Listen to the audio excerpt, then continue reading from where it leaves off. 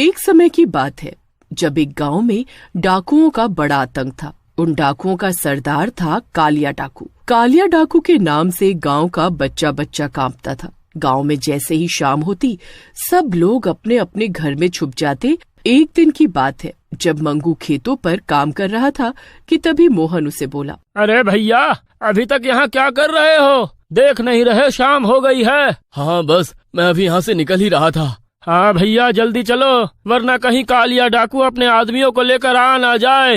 है भैया, बस जा ही रहा हूँ। मंगू अपने खेतों का काम निपटा ही रहा होता है कि तभी वहाँ उसे ढूंढते ढूंढते उसकी बेटी लीला आ जाती है। मंगू उसे वहाँ देख बड़ा परेशान हो जाता है। अरे लीला बेटी, तू यहाँ क्या कर रही है? बाबूजी, मैं तो आपको ही ढूंढने आई हूँ। माँ कब से आपकी राह देख रही है और आप घर नहीं आए, इसीलिए उन्होंने मुझे आपको बुलाने भेजा है। ठीक है, चलो जल्दी घर चलते हैं। मंगू और लीला दोनों घर की तरफ आने लगते हैं कि तभी कालिया डाकू की बंदूक की आवाज आती है।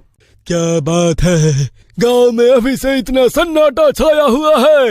लगता है सब मेरे डर से जल्दी सो गए। कालिया डाकू की आवाज सुनकर मंगू और लीला की हालत खराब हो जाती है। अरे बेटी जल्दी जल्दी चलो, कालिया डाकू ने हमें देख लिया तो जान से मार डालेगा। मंगू इतना बोलता ही है कि तभी पीछे से आवाज आती है। मंगू और लीला पीछे मुड़कर देखते हैं तो पीछे कालिया डाकू होता है और उसके हाथ में लंबी सी बंदूक होती है। कालिया डाकू की नजरों से आज तक कोई बचा है जो तुम बचोगे? सरदार, हमें जाने दो, छोड़ दो हमको। अरे अरे अरे अरे, इतना डर किस बात का है भाई? मैंने अभी कहा तुमको कुछ कहा। कालिया डाकू बात तो मंगू से कर रहा होता है पर उसकी नजर लीला के ऊपर होती है। वो लीला की खूबसूरती सर से पांव तक देख रहा होता है। लड़की, नाम क्या है तुम्हारा? ये मेरी बेटी है, इसे जाने दो सरदार। अरे ओ, मैं तुझसे नहीं, इस सुंदरी से बात कर रहा हूँ। दूर हटो मुझसे, समझे? अच्छा जी, इतना गुस्सा? आज तक किसी ने इतनी हिम्मत नहीं की जो मुझे ऐसे बोल सके। तुझे तो मैं अभी बताता हूँ। और उसे अपने साथ ले जाने लगता है। बेचारा लीला का बाप हाथ पैर जोड़ता रह जाता है और रोने लगता है, पर कालिया डाकू उसकी एक नहीं सुनता। इधर लीला खुद को छुड़ाने की खूब कोशिश करती है पर कालिया डाकू को उस पर भी तरस नहीं आता। मुझे जाने दो, मुझे मेरे बाबूजी के पास जाने दो। मुझसे गलती हो गई, मैं ऐसे नहीं बोलूंगी अब, मुझे माफ कर दो। मुझे तू एक नजर में भाग गई थी और अब मैं तुझसे ब्याह रचाऊंगा। नहीं, कभी नहीं, ऐसा कभी नहीं हो सकता।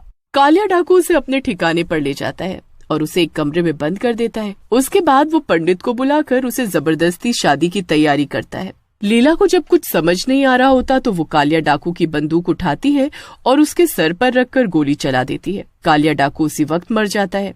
आज इससे सबको छुटकारा मिल ही गया, मार डाला मैंने इसे। लीला वहाँ से फटाफट भाग जाती है। लीला जैसे ही अपने घर पहुँचती है तो उसके पिता और उसकी माँ उसे देखकर बड़े खुश होते हैं। मेरी बच्ची, तू आ गई। मुझे यकीन नहीं हो रहा, आखिर तो उस कालिया डाकू के चंगुल से कैसे बचकर भागी? हाँ बेटी, आखिर तू कैसे बचकर आई?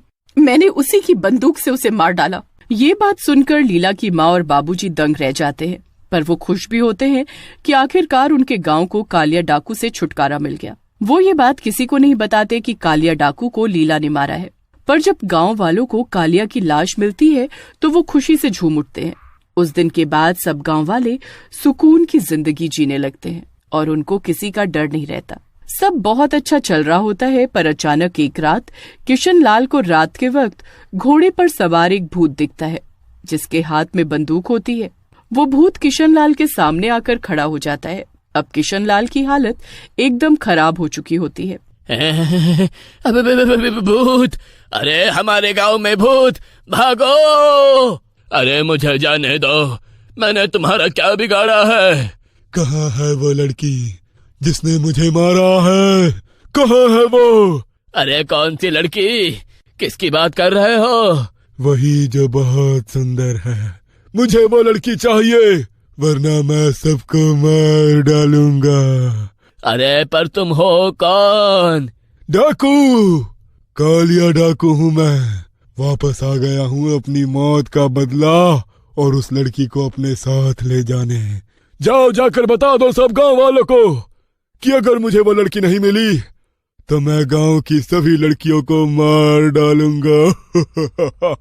किशनलाल रात के अंधेरे में भागता हुआ गांव वालों को जाकर उठाता है। अरे वो आ गया है, कालिया डाकू आ गया है।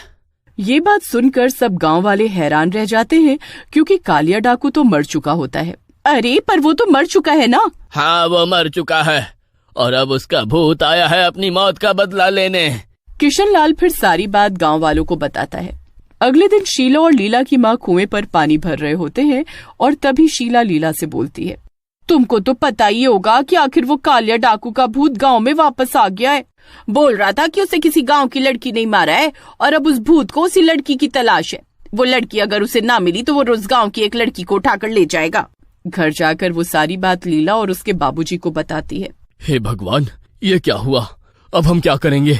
अगर गांव वालों को पता चल गया कि उस कालिया डाकू को मैंने मारा है तो वो मुझे उसके भूत के हवाले कर देंगे। मुझे उसके पास नहीं जाना माँ, मुझे बचा लो। अरे तू चिंता मत कर, तू घर में रहना और बिल्कुल भी बाहर मत निकलना, समझी? उस भूतिया डाकू को कुछ पता नहीं चलेगा। अब लीला घर से निकलना एकदम बंद कर देती है और रात को कालिया डाकू का भूत गांव में रह रही कविता नाम की लड़की को उठा लेता है। अरे बचाओ मुझे, अरे कोई मुझे इस भूत से बचाओ। कोई नहीं बचाएगा तुझे। अगर बचाना है तो उस लड़की को मेरे पास लेकर आना होगा। अब रोज रात को उस डाकू का भूत गांव की एक लड़की को उठाकर ले जाने लगता है। बेचारे माँ बाप अपनी आंखों के सामने अपनी बच्चियों को जाते देख रहे होते हैं, पर कुछ कर नहीं पा रहे होते। अरे आखिर है कौन वो लड़की जो हमारी गांव में रहती है और उसने उस डाकू को मारा? अगर वो लड़की उस भूत को नहीं मिली तो वो तो गांव की सभी लड़कियों को ले जाएगा। हमें जल्दी उस लड़की को ढूंढना होगा। एक काम करते हैं, हम गांव की सभी लड़कियों को आज रात इसी पेड़ के पास आने को बोलते हैं। जब आज रात को डाकू का भूत आएगा तो खुद पहचान लेगा।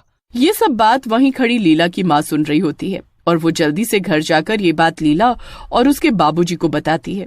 लीला ये सुनकर घबरा जाती है।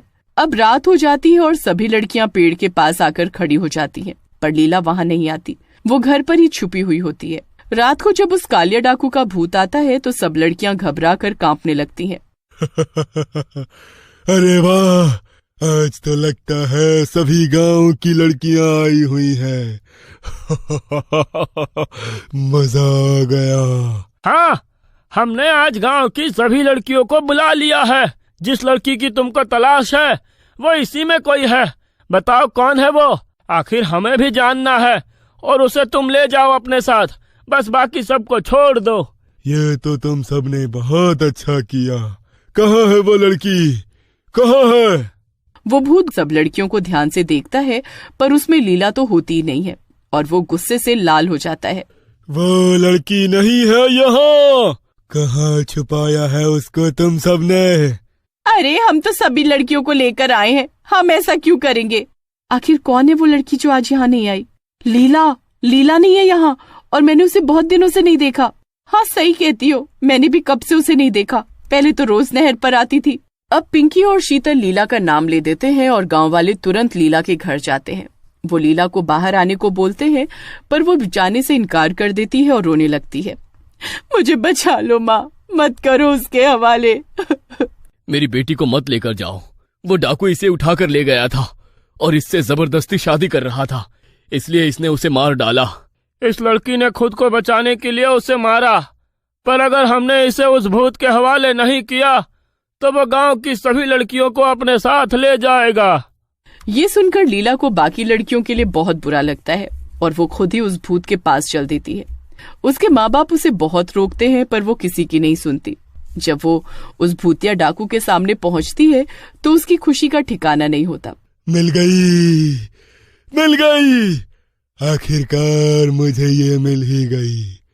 अब मैं इससे शादी करूंगा। पर उसके लिए तो मेरी जरूरत होगी ना। चलो मैं तुम्हारी अभी शादी करवाता हूँ। भूतिया डाकू इस बात पर राजी हो जाता है, पर पंडित सब गांव वालों के सामने लीला की शादी उस भूत से करवाने लगता है। भूत बड़ा ही खुश होता है, पर उसे इस बात का जरा भी अंदाजा नहीं होता कि उसके साथ क्या होने वाला है। जैसे ही वो भूत अपने हाथ से पंडित की दी हुई सामग्री अग्नि में डालता है, वो उसी में भस्म हो जाता है। मिल गई इसे मुक्ति और हम सबको भी। गांव वाले खुशी से झूम उठते हैं। लीला और उसके माँ बाप भी खुशी से रोने लगते हैं। सभी लड़कियां वापस आ जाती हैं और पूरा गांव खुशहाली की जिंदगी जीने लगता है।